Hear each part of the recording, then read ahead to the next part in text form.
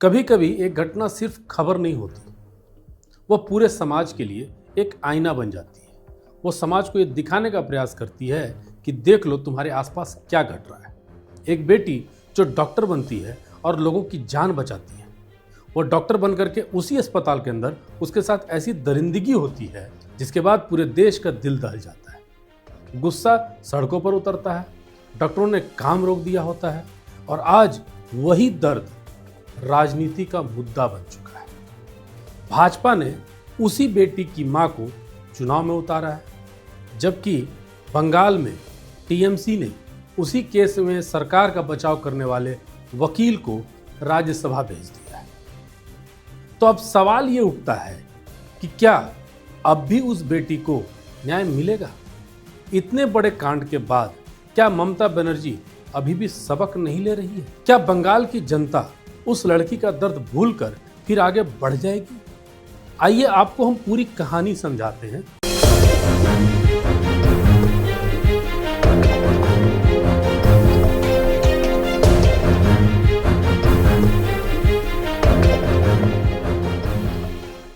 यह घटना 9 अगस्त 2024 की है और स्थान है कोलकाता का आरजी कर मेडिकल कॉलेज। यहाँ 31 साल की एक प्रशिक्षु डॉक्टर जो लगातार 36 घंटे के ड्यूटी करने के बाद बस थोड़ी देर के लिए वो आराम करना चाहती थी। आराम करने भी गई, लेकिन उसके बाद अगली सुबह क्या होता है, वह जीवित नहीं मिलती है। उसका शरीर ऐसी हालत में होता है जिसे देखने के बाद उसे शब्दों में बता पाना बेहद मुश्किल होगा। यह सिर्फ हत्या नहीं थी, बल्कि पूरी इंसानियत पर एक गहरा घाव था। शुरुआत में परिवार को कहा गया कि यह सिर्फ एक आत्महत्या है। जांच में सामने आया कि प्रशिक्षु डॉक्टर के साथ बलात्कार किया गया, उसके बाद उसकी निर्मम तरीके से हत्या कर दी गई। इस पूरे मामले पर मुख्य आरोपी एक सिविक वॉलंटियर बताया गया जिसका नाम संजय रॉय है। न्यायालय ने उसे सजा भी दे दी। न्यायालय की इस सजा के बाद भी वह लड़की का परिवार आज संतुष्ट नहीं है। उसका मानना है कि इस पूरे प्रकरण में और भी बड़ा षड्यंत्र हो सकता है। सच्चाई अभी भी पूरी तरह से बाहर नहीं आई है, ऐसा परिवार का मानना है। जब इस तरह के सवाल उठे तो सिर्फ एक परिवार नहीं, पूरा देश सड़कों पर आ गया। जगह जगह आंदोलन होने लगे।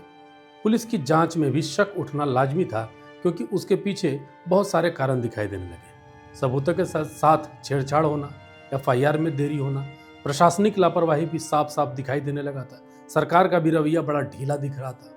और इन सब चीजों को लेकर के जब मामला हाईकोर्ट पहुंचता है तो हाईकोर्ट ने भी पुलिस की जांच पर सवाल उठा दिए। न्यायालय ने इस पूरे मामले को सीबीआई को सौंप दिया। कई सरकारी अस्पतालों में काम रुक चुका था। हर तरफ एक ही मांग थी कि पीड़िता सहित पूरे चिकित्सक वर्ग को न्याय मिल सके। हालांकि यह जो चिकित्सक वर्ग थे ना, इन्हें नहीं पता था कि इस देश में न्याय मिलना इतना भी आसान नहीं होता है। बंगाल में ऐसी अनगिनत बेटियां हैं जिनके साथ इस तरह की दरिंदगी कई बार हुई है। इसके बावजूद वे भी आज न्याय के लिए भटक ही रही है। बंगाल के अलग अलग हिस्सों से महिलाओं के खिलाफ अपराध की खबरें लगातार आती रही। फिर भी बंगाल में घट रही ऐसी अनगिनत घटनाओं की तरह यह भी एक घटना बनकर नहीं रह गई। इस घटना ने पूरे के पूरे सिस्टम पर सवाल खड़े कर दिए। अगर एक डॉक्टर अपने अस्पताल में ही नहीं सुरक्षित है, तो आम बेटियों की सुरक्षा की उम्मीद किससे की जाए? इस पूरे मामले पर जब विपक्ष ने सरकार से सवाल पूछना चाहा तो सरकार का कहना था कि विपक्ष तो मात्र राजनीति कर रही है। लेकिन ममता दीदी को कौन बताए कि जनता के दिल में जब डर बैठ जाता है ना, तो उसे बयान नहीं किया जाता, उसे सिर्फ महसूस किया जाता है। और ये बात पूरे बंगाल की जनता को समझ में आने लगा, और वह दर्द और डर आज ही पूरा बंगाल महसूस कर रहा है। आपको लग रहा होगा कि बंगाल के इस चुनाव के बीच आरजी कर की कहानी क्यों शुरू हुई। तो आपको बता दें कि आरजी कर में जो पीड़िता थी, उनकी मां, जिनका नाम है रत्ना देवनाथ, उन्हें भाजपा ने नॉर्थ 24 परगना के परिहाटी विधानसभा से टिकट दिया है। और टीएमसी के जो लगभग 30 सालों से उसकी सीटें रही है, वो वहां पर उन्हें उम्मीदवार बनाया गया। बताया जा रहा है एक मां जिसने अपनी बेटी खोई है, अब न्याय के लिए राजनीति में उतर गई। इस पूरे मामले पर रत्ना देवनाथ का कहना है कि यह सिर्फ मेरी बेटी की लड़ाई नहीं है, बल्कि वो इसे पूरे बंगाल के लिए लड़ेंगी, बंगाल की हर बेटी के लिए लड़ करके उन्हें न्याय दिलाने का काम करेंगी।